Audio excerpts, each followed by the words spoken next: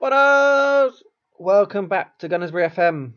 Um, Not too sure if you're happy to see it back, but it's here all the same.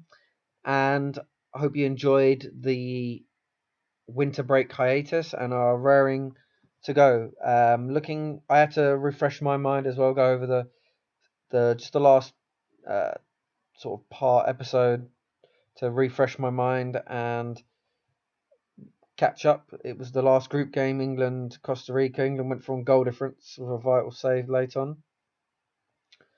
So here we are, and Ireland came runner up in their group against South Korea. And on paper, you'd think it's a favourable draw. Yet, having looked at this South Korean guy, who's clear top goal scorer, he is sensational. He's the best striker in the world. He's only 23. He plays for Man City, so he'll be familiar with John, Connor, who else? Stephen, maybe even Tumba. Their careers overlapped.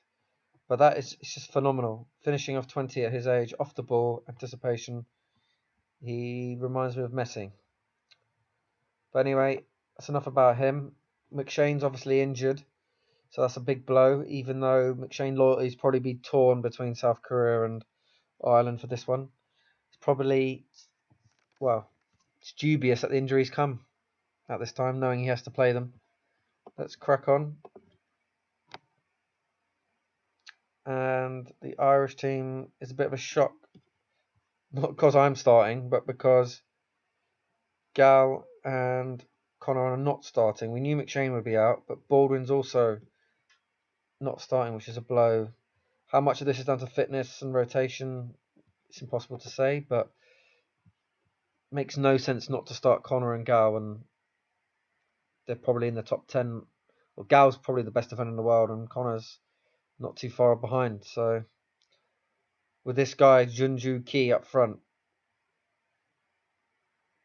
they could batter us here just because he's on the free kick now. What can he do? Straight into the wall. Good tackle. Ireland needs to be really.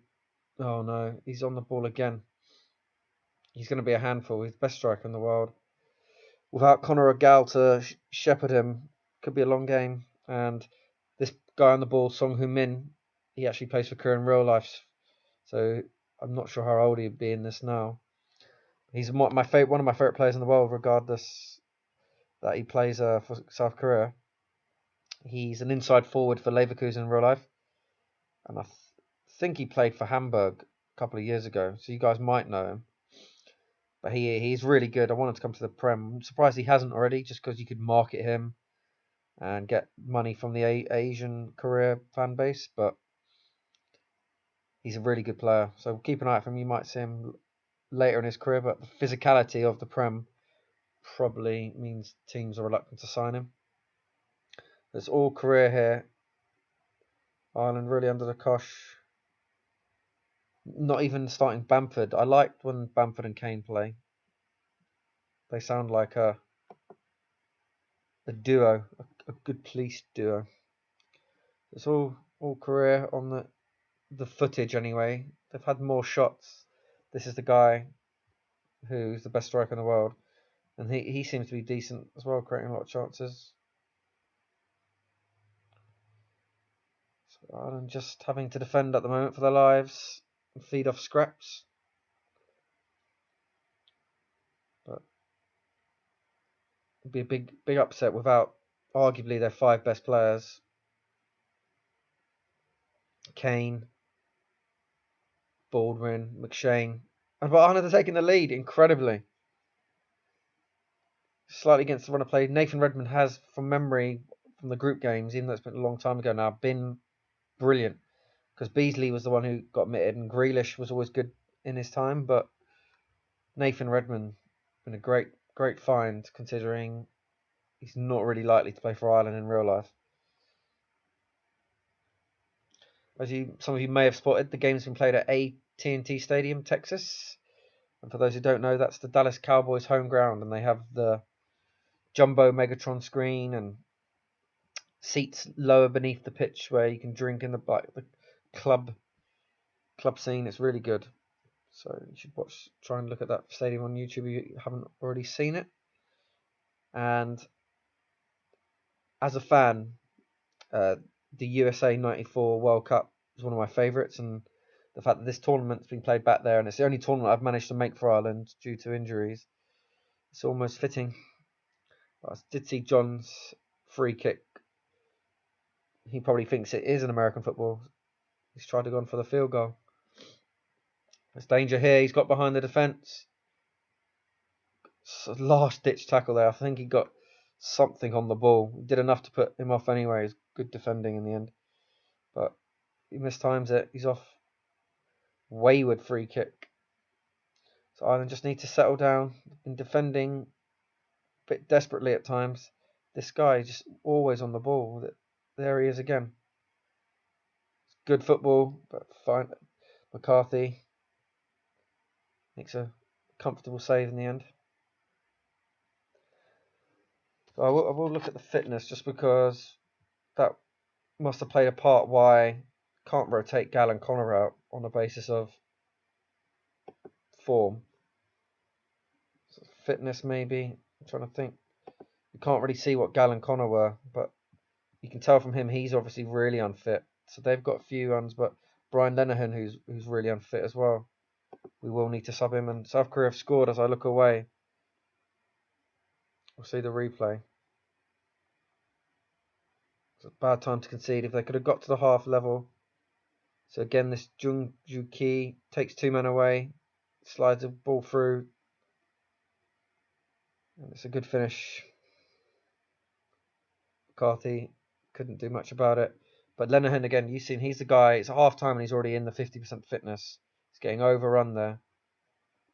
But the South Korea attackers are very skillful. Hong Sun Min, the guy who scored, looks decent. And obviously they've got the best striker in the world by all accounts. I'm trying to hook it clear there, but I just can't ever see Ireland really creating a chance here. It's just they don't seem to even be able to like pump it forward and get flick-ons or anything like this. It's so slow that it allows Korea to get back into shape when one of their attacks does break down. John trying to play a ball, trying to make something happen, but just gives it away, and now they can launch a counter. Oh, great save, McCarthy. Stops. It was a good shot, but an even better save. Oh, Kane's got to be careful. He's already been booked. And McCarthy tips over a free kick. Looked like it was going over anyway, but didn't take any chances. It's Ireland hanging on desperately.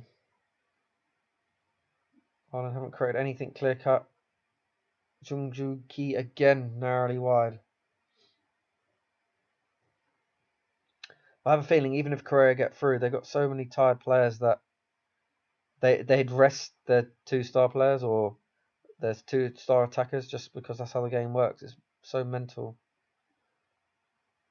But if Ireland got through on the other hand, they could bring back the likes of Gal, Connor, Baldwin and be really fresh.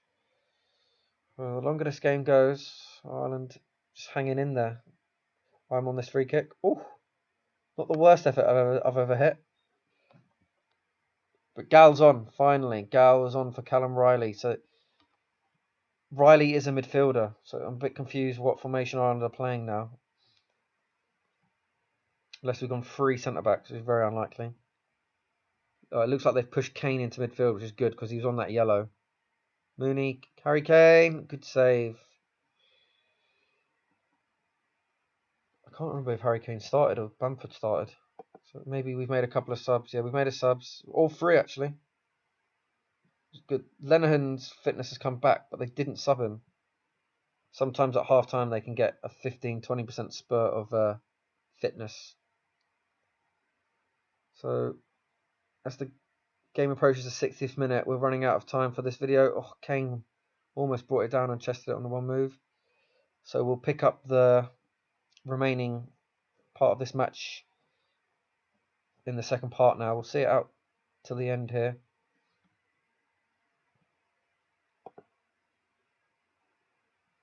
Yes. Oh no, I thought they were down to 10 men, but they're not.